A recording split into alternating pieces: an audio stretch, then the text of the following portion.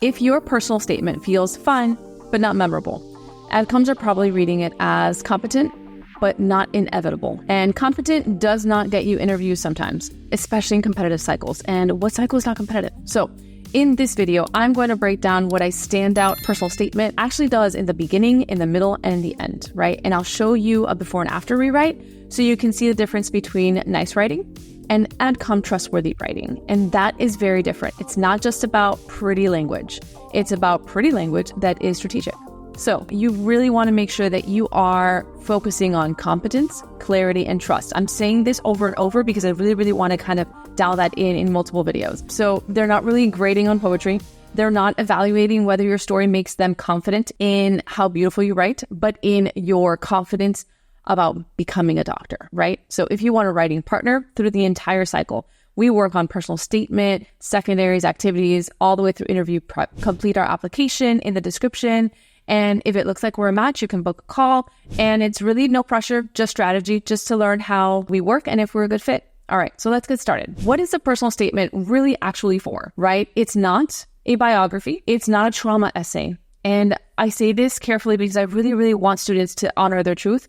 But it's not a trauma kind of place. It's not a resume. It's not a dramatic short story, right? So it is a professional argument, and it does have creative nonfiction. So it does have creative elements, and I love myself a good stories. But we really want to show who you are, what you value, and why medicine. And if a story is taking us too far down one particular path and it's not coming back to why medicine, then that is kind of evidence to shorten that, to make it more brief, to make it more strategic. All right, so think about decision logic. The reader should finish your essay thinking, yes, medicine makes perfect sense for this person, right? Not they seem caring, they had tough experiences, but really this is a reasoned decision and they had many experiences, maybe some tough, some rewarding, but all about advancing their why medicine. So you want to make sure that you are communicating how you handle pressure, how you respond to uncertainty, how you hold responsibility, how you honor a patient's story and lived experience, and all have to be in the personal statement, but in your application. Also, voice matters. Mature writing signals emotional regulation and readiness. So if a story feels too dramatic in the sense of like you are too close to the experience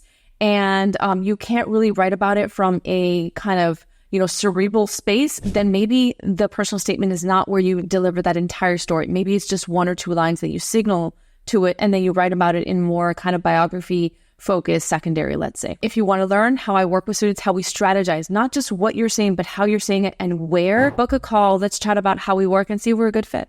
All right, so let's break this down. Personal statement has a beginning, middle, and an end, right? The beginning is identity versus why medicine introduction. So it's not really about being clever, but about being clear. So you don't need a sunrise or, a dramatic ER scene, but you need kind of clarity. You want a strong beginning that puts us into action if you have a story. Although I am talking to, I'm hearing from Write Your Acceptance free health advisor that adcoms are saying, we want less and less kind of big stories in the beginning. We really want to make sure that whether you are using a story or are going straight into your why medicine, that you are signaling values, that you are being clear, and that you're being compelling but brief and direct, right? So in my opinion, here's a weak beginning. As the sun rose over the hospital parking lot, I realized that medicine was my destiny. We don't need that sunrise. That sunrise has nothing to do with the why medicine or this story becoming about kind of a pivotal moment in the person's experience, right? Another example.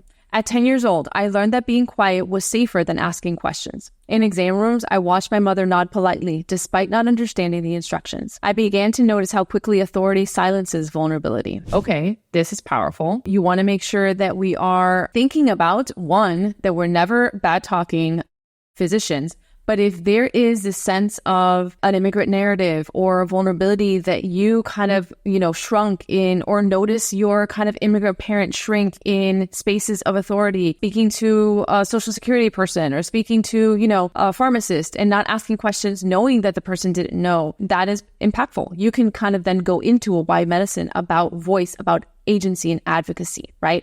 You can use an experience in a very brief, short story that then builds kind of authority or credibility in that, how it's going to be important to you. So you want to make sure that after that intro, that in the middle part, so the intro, I would say like 65%, tends to be kind of a spark moment of some sort, something that was pivotal that brought them to medicine. Not always. Sometimes when a student will say, I don't have this crazy aha moment, I've just had consistent experience. I'm like, fantastic. Start with something that is more recent and then come back. It doesn't have to be a chronological personal statement. You could use something that was super memorable for you in your why medicine journey as your intro. And then paragraph 2, you can come back to your spark moment. It was 15 years prior that I was actually learning the lesson of being silent and vulnerable, or, kind of go back to a pivotal moment in your spark, right? In that paragraph 2. And then you kind of come back to the present again. For the most part, the middle part is about sustained exposure. It's about responsibility. It's about decision clarity in your why medicine. It is about the experiences that you have intentionally sought out after you knew, okay, I want to become a doctor. So clinical work, leadership, managing conflict, patient-facing experiences for me are king. They're so, so important. And then you want to make sure, again, that your body paragraphs that they have an argument-based topic sentence, that it signals to me what this paragraph is going to say, how it's going to move the needle, deepening my why medicine for this reader. And then you have evidence, whether it's one story or whether it's a couple of experiences together, advancing the topic sentence. And then you have your reflection. Then you have that meta kind of analysis of why this is not just showing me why medicine, but deepening that sustained exposure and sustained clarity as to why becoming a physician is the only path for me. And this is a rule of thumb, but each scene should follow this structure: evidence, insight, forward movement. So a weak middle example would be something like, I volunteered at a clinic and gained valuable experience in patient care. Okay, what is that? There's no scene, there's no growth, there's no role clarity, right? So you can say that could turn into, during a busy shift at a free clinic, a patient hesitated before signing a treatment consent form. While the physician stepped out to retrieve lab results, she quietly asked me, will this cost more than I can afford? I realized that for her, medical decisions were economic calculations. I began to see medicine not just as diagnosis, but as a negotiation between biology and reality. This can kind of really showcase detailed experience, right? So it shows obviously direct dialogue with the patient, observation of kind of the systems governing, reflection, expanded understanding of medicine. That's adcom rateable, right? There is growth and decision making. So your middle of the personal statement should show development, not repetition, but you want to kind of feel inspired. So a strong pattern could be, the first example could be exposure. The second should show maybe responsibility. Then the third could be decision clarity. And it doesn't have to be so neat, but you want to make sure that you are showing that every story or every example that you're using is really adding a different dimension to your why medicine. So the end is about your future. The conclusion for me is not, I look forward to attending your medical school. It's not, I want to specialize in cardiothoracic neurosurgery. Your end should answer why physician level responsibility, what kind of physician that you aspire to become in terms of values, right? A weak conclusion would be, I'm excited to pursue medicine and continue helping others, right? That's replaceable. That anybody can say that is applying, but you want to kind of be a conclusion that is specific to you. I'm not drawn to medicine because it's impressive. I am drawn to it because it requires sustained accountability for other people's outcomes. I have learned that I am most steady when complexity demands both evidence and empathy. Physician training for me is not simply appealing. It is the level of responsibility I am prepared to hold. This is very confident. Some students won't feel okay with this kind of confidence in tone, but you want to make sure that you are looking forward. What are the values you want to bring? This is a clear decision and it's value-based. And so you want to make sure that sometimes students will project out into the future. Sometimes students will come back to the beginning in your ending, right? So let's look at a representative kind of paragraph, and then you can see the before and after. I want to become a physician because I enjoy science and helping others. No, we're not going to do that, right? My experiences have confirmed my passion for medicine. Again, this is very true for so many students, and that's great. At the core, at the heart, but in your personal statement, you want to say things that only you can say. I'm not pursuing medicine because I like science. I'm pursuing it because I've learned whatever. And so then you wouldn't say, I'm not pursuing this. I've learned that in clinical settings, I'm drawn to the moment a person is overwhelmed and needs someone to translate complexity into a plan that protects their dignity and works in real life.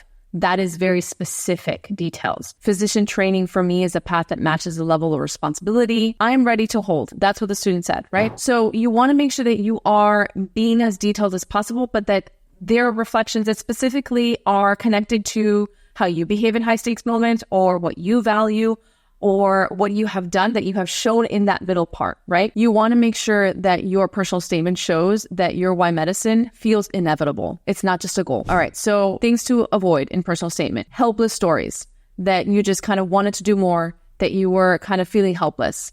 Confusing trauma for decision logic. Being melodramatic. So use stories as evidence only as much or as long as you need to then get the why medicine reasoning, right? Think about, what did this experience teach you about medicine and about yourself, and not only how it made you feel. So you want to make sure that you're showing that meta reflection, that analysis, not just a feeling. And could this essay support a PA or public health? Sometimes there is overlap, and that's okay, but you want to make sure that you're not just doing kind of public health type, that you are really patient facing, that you like that leadership quality, that you are, if a stranger is reading this, because a stranger will read this, do they understand your values for medicine? And continue to revise. Don't feel married to your first draft.